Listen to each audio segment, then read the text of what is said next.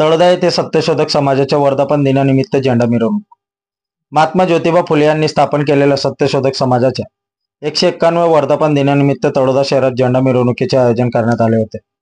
या मिरवणुकीत विविध जाती धर्माचे समाज बांधव सहभागी झाले.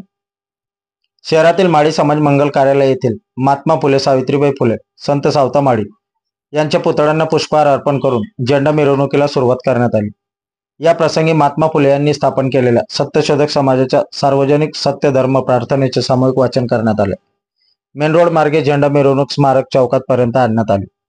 स्मारक चौक येथे महाराष्ट्र सत्यशोधक समाज संघाचे विश्वस्त डॉक्टर देवीदास शेंडे यांनी झेंडा मिरवणूक व सत्यशोधक समाजाची स्थापना मागील भूमिका मांडली. सामूहिक संविधान वाचन करून समारोप करण्यात आला.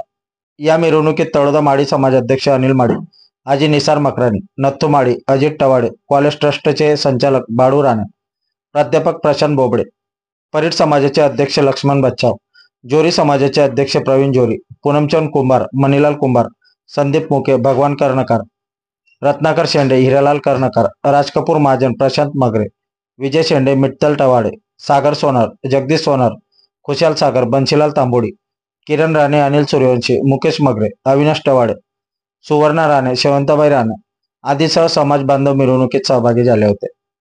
प्रास्ताविक व सूत्रसंचालन हंसराज माले यांनी केले. सत्यशोधक समाज संघाच्या वतीने या कार्यक्रमाचे आयोजन करण्यात आले होते.